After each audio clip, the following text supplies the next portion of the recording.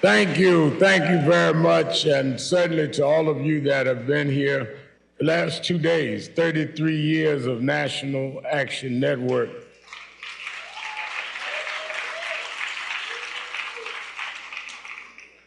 In year 2000, National Action Network was able to get the two candidates for presidential Democratic nomination, Al Gore and Senator Bill Bradley, to debate for the first time at the Apollo Theater. 4 years later, I ran for president. But 4 years after that, which is now 16 years ago, every candidate, Democratic candidate for president, came to this hotel for our convention.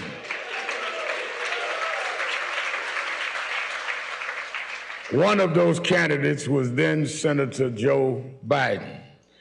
And every 4 years since, the presidential candidates and/or the president would come. President Barack Obama came twice, one time in each term. And President Joe Biden came and spoke last January at the Martin Luther King breakfast National Action Network had. The first Martin Luther King holiday after the Obama-Biden White House. President Joe Biden, then vice president, came and spoke in this hotel as vice president. I say that to say that yes, we are an organization that protests. Yes, we're an organization that marches. We're now marching about DI. We're also an organization that has concrete programs and you that lead chapters. We are an organization that heckle. If any hecklers are here, I'm the heckler in chief. You will not out-heckle me today. But we engage those in power to advance what is good for all Americans and to do what is right for all of us that have been overlooked and disadvantaged. I have known Joe Biden before he was president. He's always been candid and always been straight, and he's always did what he said he would do. He has always said to us that he will never mislead us in a conversation, even if there may be areas of disagreement. But I most remember that in January of 2020, when there was the gathering of candidates to run for president, Joe Biden had not decided what he was going to do, but he came at my invitation to National Action Network's breakfast as a former vice president. And he looked at Martin Luther King III and I in the back room, and he said, "This ugliness in Charlottesville, did you hear what this guy said?" referring to his predecessor. And he says, "You know, Al, I think I may run." He says, "We've got to save the country."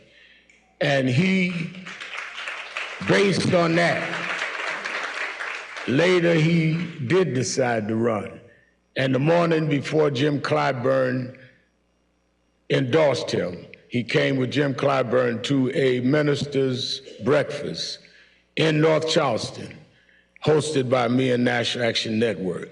I give that background so people won't think he's just doing this viral speech to get votes. He has a history with National Action Network, and he has always answered the hard questions and always been there. I've had come off my television show, Politics Nation, and he's called me from the White House to discuss things we talked about. He is that kind of person because we want it straight. We don't want anyone to placate us. We don't want anyone to say what we want to hear. We want the truth, good and bad, and we will know how to handle it from there. Don't talk to us like we're children. Talk to us like we're grown folks. And there are those that want our votes that want to take us for granted and show us some gold sneakers and other foolishness. We want to know about concrete things and what have you done for me lately. In that spirit, I bring to you live from the White House the President of the United States, President Joe Biden.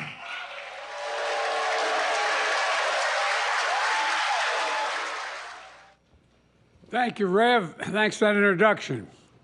Look, we've known each other for a long time. I'm grateful not only for your leadership and partnership, but quite frankly, more importantly, for your friendship. And thanks to all of you, members of our nation's most important civil rights organization. You know, for more than 30 years, the National Action Network has been on the front lines in the work to redeem the soul of America. We've been on the same page, and the work is as important as it's ever been. You know, during your convention, you heard from members of the most diverse administration in history, our administration, starting with our Vice President, Kamala Harris, who's doing an incredible job, in my view. And so is Steve Benjamin, who's with us, he's with you guys tonight, right now. Together, we've kept our promises to make some of the most significant investments in the Black American community ever. Promise kept to get through the pandemic and make sure the Black community was not left behind and everyone was taken care of. Put checks in pockets to cut Black child poverty in half. Promise kept to rebuild all of America, reconnecting Black communities that have been cut in half by interstate highway systems with jobs and opportunity as well. To ensure that every community has access to clean water and high-speed internet. Promise kept to protect and expand Obamacare, saving Black families $800 a year on their premiums. A promise kept to beat Big Pharma by giving Medicare the power to negotiate lower prescription drug prices, literally saving countless lives in underserved communities. For example, members of the Black community who need insulin now are because of their diabetes, now only have to pay $35 a month for insulin instead of $400 a month. And there's much more to come, by the way.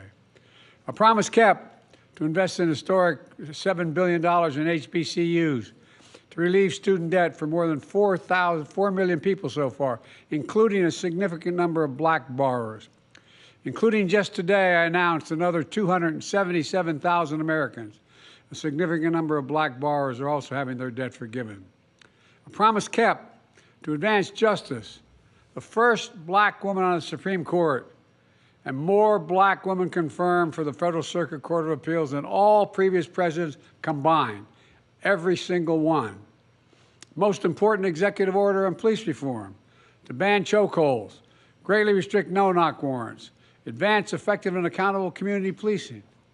A promise kept to sign the most significant gun safety law in decades, the first law making lynching a federal hate crime, keeping my promise that no one should be in federal prison for merely possessing marijuana. A promise kept to advance environmental justice and to make the most significant investments in climate ever in all of our history. That's delivering clean energy and jobs all across America. The results are real. We've reduced Black unemployment rate to its record low. More Black Americans have health insurance than ever before. More Black businesses are starting up than we've seen in the last 25 years.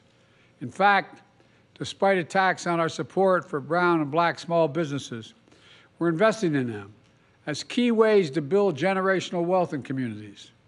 Today, I'm proud to announce that last year we awarded $76 billion in federal contracts to small disadvantaged businesses to level the playing field and close the racial wealth gap. I also want to thank my dear friend, HUD Secretary Marcia Fudge, for an amazing career of public service, for leading the charge in making housing more affordable, for proposing a $10,000 tax credit for first-time home buyers, to building more rental units to bring rents down than ever before. We've launched a major effort to root out bias in home appraisal process, so homes in Black communities are no longer undervalued compared to the same home in a white community. Thus far, we've eliminated that gap by 40%, and we're going to continue till it's even. Put it all together, Black wealth is up 60%, and the racial wealth gap is closed the most in 20 years. You know, I would argue this is transformational change. We know there's much more work to do. There are real threats we face. There are more extreme voices out there who simply don't want to see people of color in the future of our country. They want to turn back the clock. Voter suppression, election suppression, ripping away reproductive freedom, getting affirmative action, gutting it, and attacking diversity across American life, banning books. This is 2024, banning books, attempting to erase history, embracing political violence like what happened on January the 6th. These extremists are determined to erase the progress we've made. But together we are determined to make history, not erase it. Make history, not erase it. Let me close with this, Rev. You know, we face a moment of choosing at a time when our very democracy is at stake. And that's not an exaggeration. Our democracy is at stake. One vision is propelled by anger, hate, revenge, and retribution. The other vision, our vision, your vision, of perseverance, progress, hope, and optimism, and everything the National Action Network stands for and embodies. Here's the future we can build together. I see an America where we defend democracy, we don't diminish it. I see America where, with your help, I signed the Freedom to Vote Act and the John Lewis Voting Rights Act into law, where I signed the George Floyd Justice and Policing Act into law, where we make Roe v. Wade the law of the land again, and we can do that. I see a future where we give hate no safe harbor, call out the poison of white supremacy. I see an America where the economy grows from the middle out and the bottom up, not the top down, and where the wealthy finally begin to pay their fair share of taxes, where working people finally have a fair shot with child care, elder care, paid leave. We're one of the only nations in the world that doesn't have paid leave. I see a future where we save the planet from a climate crisis and our country from gun violence. You know, my administration just yesterday expanded 2 days ago, expanded background checks. But that's not enough. We'll ban assault weapons, high-capacity magazines because we did it once, we got to do it again. We must get it done. And folks, I know we can do this. I've never been more optimistic about our future. You know, we just remember who we are. We're the United States of America. We've come out of every crisis stronger than we've gone into it. And there's nothing beyond our capacity when we act together. So let's keep acting together. I'm looking to you for help. I'm looking to you for leadership, and I hope you look to me for the same. God bless you all, and may God protect our troops. Thank you very much.